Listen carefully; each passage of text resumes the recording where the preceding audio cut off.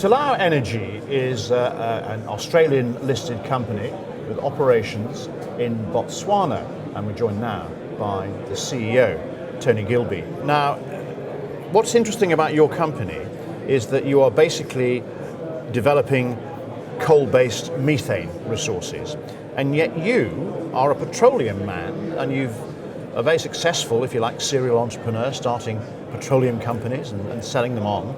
Why Botswana, and why this alternative energy?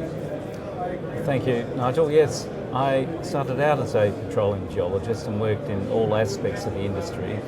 And in about the mid-1990s, I realised that conventional hydrocarbons were becoming more and more difficult to find, whereby the unconventional hydrocarbons, be it shale or gas out of coal, is much more prevalent at that time.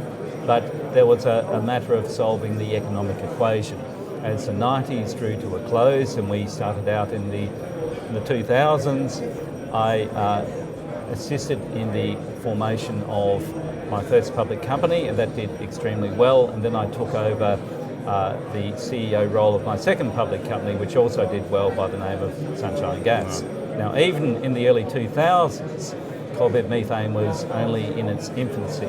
It grew rapidly from only about 2005 on. So the early days was still a struggle. But you saw something there, and certainly in Botswana. So what was it that made you move towards this? The Australian market became saturated post about 2008 in terms of new players and the cost structure, indeed the regulatory structure. We observed in parts of Africa, in the Karoo Basin, stretching from South Africa up to Tanzania, the opportunity to develop a new source of coal bed methane which had not been adequately explored and developed in the past.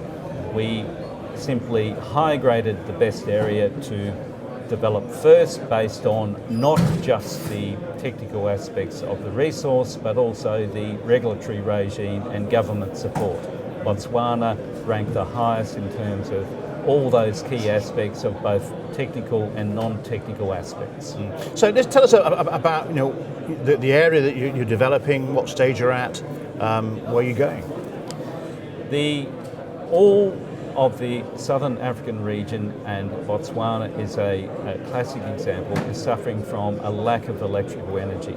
It is holding up development and indeed progress on a country and regional scale.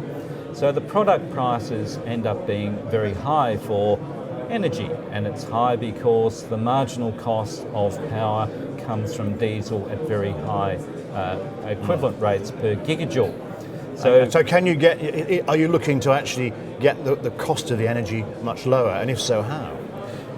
Coal bed methane is, once it's developed, is a very large resource and has a very long life. So the initial costs, of course, are quite hard to get it out of the ground for your first development. But once you get the first molecule of gas into the market, which we're aiming to do next year, 2016, it opens up the entire field for development.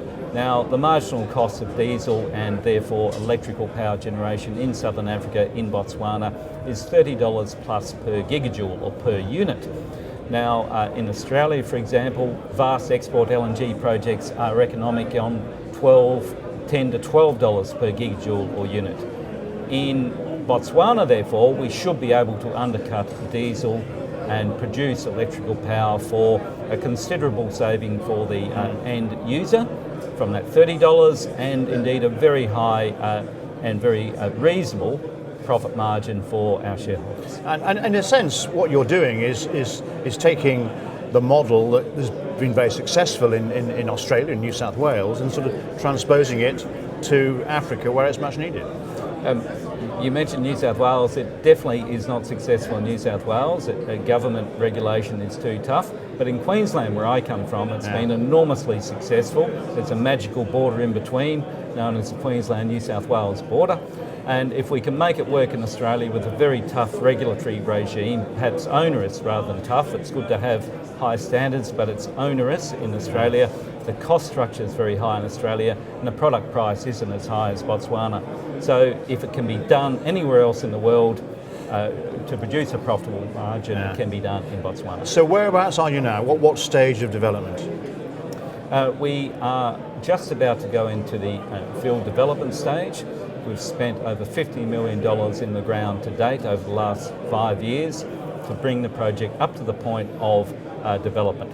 Now we're expanding our program as we speak to be the first field development in Botswana to get gas out of the ground commercially and to deliver it to the end user, the first end user, next year, 2016.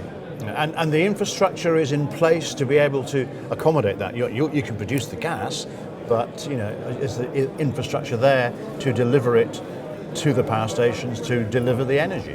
That's a very good point. There are not, of course, any gas pipelines in Botswana because other than our gas, no one's done it before. Therefore, gas pipelines are required in the medium term, which are readily put into the ground because it's very good pipeline country in Botswana, open sandy desert, no roads, rivers or significant towns to be challenged. But in the first instance, we will be using a virtual pipeline network, which is simply compressed natural gas at the well site, delivered by trucks to the end user. And the end user in this instance will be either the Botswana Power Corp, local industrial users, or local mines, all within a 100-kilometre radius, all readily connected by road to our field site, that are all desperate for a new, reliable, clean source of energy. Yeah. And your strategy is fully funded? You've got the funds and you will have the funds in place, or will you at some point be wanting to get either partnerships or more funding to build infrastructure? Growing a project, particularly from scratch, is always an expensive business. Now, we've been very fortunate to date and have had very good support by existing and new shareholders. We've only just closed an entitlement issue to get us to the first stage of that gas production. But of course, then we'll be looking at expansion, and it will be expansion either by partnerships, by farming down, or by further equity raisings. All right. Well, Tony Gilby, thank you very much indeed for joining us and telling us about the exciting developments in Botswana. Thank you.